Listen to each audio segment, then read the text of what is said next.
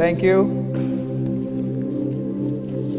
President Horvath and the other esteemed officials of the University of Oxford, distinguished members of the OxfordUnion, other dignitaries in attendance, and ladies and gentlemen, good afternoon.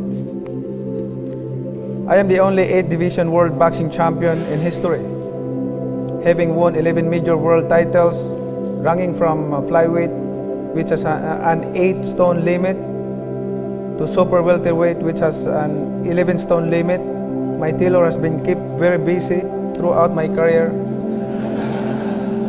adjusting the waistbands of my trunks. I have fought some of the best fighters in history, and yet I have to admit, as I stand before you, I am intimidated when I think of the kind of main event headliners who face you over the years. Sir Winston Churchill, American President Reagan, Nixon and Carter, Mother Teresa, Dalai Lama, and Sir Elton John. And here am I, Emmanuel the Pedran Pacquiao, standing before you armed with just the equivalent of a sixth form education, and undisguised respect for what your group and your university represent, and a pretty fair left hook. If this give and take today were a tale of the tape, I would be a respectful underdog. But be careful, I'm not that easy to floor. When I received your gracious invitation, I asked myself, what could I talk about that could possibly interest you? What could Manny Pacquiao say that would be of any impact, much more utility to the men and women who enjoy the highest standards of instruction at Oxford? The answer came fast. I know what I should speak about, something very few among you can claim to know about: my education, certainly non-traditional, non-formal, largely unstructured. I will call it my education in the Open University of Life. It is a matter of record that I only had traditional formal schooling until secondary school, grade 12. It was only recently that I reached the university level through the alternative education program. We were dirt poor. I had to work since the age of 7 to help my mother feed my 3 siblings and me. Many days, I was lucky to have one full meal. On days when we had no food, I would drink lots of water just to fill my stomach. And I remember when we were young, my younger brother crying, asking for food to my mother, and my mother told us, just drink a lot of water to survive, and tomorrow maybe we'll have food. So that's the experience that I experienced when we were young. But my mind and spirit were never hungry. I read anything I could get my hands on. I even read the newspaper that my lunch or dinner came wrapped in. I read signs everywhere, even in moving vehicles. I learned measurements and weights by constantly reading the rates and tariffs at the warehouses where I worked as a stevedore, a docker in our parlance. At night, when I could not sleep because of the cold, I would read the labels of the carton boxes that serve as my bed on the street pavement. The movements of the clouds, the tint of the horizon, and the clarity of the stars taught me when morning was about to come. And for me, morning did come, warm, bright, and simply amazing. A lesson in what can be achieved if you have determination, if you ignore the odds against you, and as you are taught here at this magnificent institution, never ever quit. Think of David and Goliath and look at me. I'm not very big and I never had 5 smooth stones to throw at any obstacle, but determination is a power tool. I won a lot of fights. Since 2016, I have been a sitting member of the Philippine Senate, having received the direct vote of over 16 million Filipinos. As such, I participate in debates that result in the passage of legislation which determine the course of our country's history and directly the world's. I don't fault anyone who views me as singularly ill-equipped for this role. Instead, I ask, is there anyone more knowledgeable than this humble civil servant about the hardships incident to the way of life of the majority of our people? Who among my colleagues has faced poverty face-to-face from birth? Whose life's work has it been to battle illiteracy? In crafting effective laws, there is no better guide than the pulse of the masses. I may not have financial acuity. I may not be historically fluent.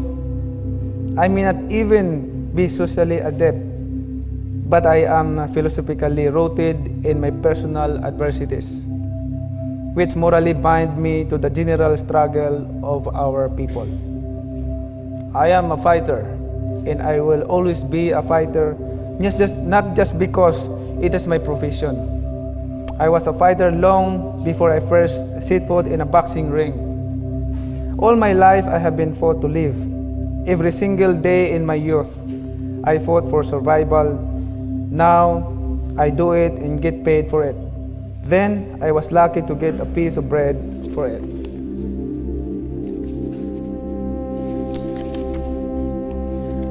But how are my struggles of any value to the Filipinos? It cannot feed or clothe all of them. No matter how much I give financially, hundreds of thousands more remain wanting. In 2013, in the aftermath of Category 5 Super Typhoon Haiyan, locally remembered as Yolanda, the deadliest typhoon to devastate my country, leaving a record of more than 10,000 dead, I went to Tacloban and visited a nightmare. The place was a virtual ghost town. Everyone had lost someone from their family. Others, their entire family. No property was spared.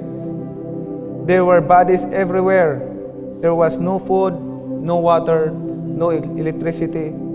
Each face I looked into bore the same expression: defeat. Not a single person there thought that they could ever recover from that tragedy. I thought to myself, I can give millions, as have many other donors from all over the world, but no amount of money can give these people hope. I too fought against despair. But then I had an idea. We set up a makeshift basketball court and I started shooting some hoops. Then one boy picked up the ball after one of my shots and tried a shot. Soon there were enough of us to have 5-on-5 match, and we did. The smiles, the laughter, the hopes of joy of those boys during the game are memories forever etched in my heart. To have lost everything overnight, including parents, siblings, friends, but to still have the ability to rise above one's person loss and reach out to your fellow man, even just in play, to find joy together. There, at that point, in those victims' eyes, I found hope. Those boys who had nothing left gave me hope. By the way, I would like to thank the United Kingdom for donating more than 60 million pound for the typhoon victims. Thank you very much to all your support and the donation. 4 years later, I would see the same physical and societal devastation in Marawi. Our beautiful city of the south was reduced to ruins by civil strife. Death and destruction broke the hearts and backs of its residents, but not their spirit.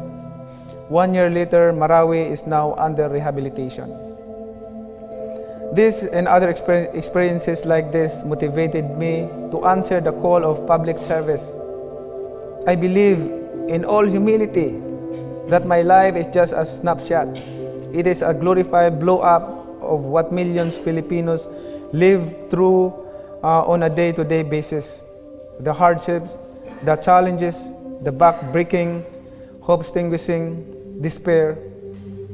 Yet, through the ashes of destruction, the Filipino always manages to rise up and fight another day. I believe that I was born for a purpose and destined to serve as an inspiration for the average Filipino in the rest of the world, to fight, to rise above adversity, to conquer and defy, and to embrace life in all its difficulties. Manny Pacquiao is the best fairy tale every Filipino could tell and retell to all generations yet to come. Manny Pacquiao's story is incredible but true. Miracles do happen, dreams do come true. Being poor does not mean one must die poor. Hard work and persistence will set you free from the shackles of poverty, but it is faith that will take you to the very top.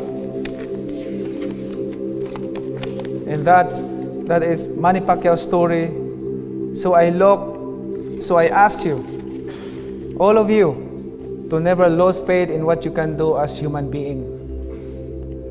Believe in the loyalty of the family and believe in the Almighty God.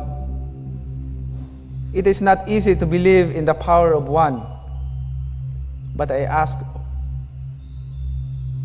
you to look around you, count the faces, do the multiplication, and suddenly we are a power of 50 or 100 or 1,000.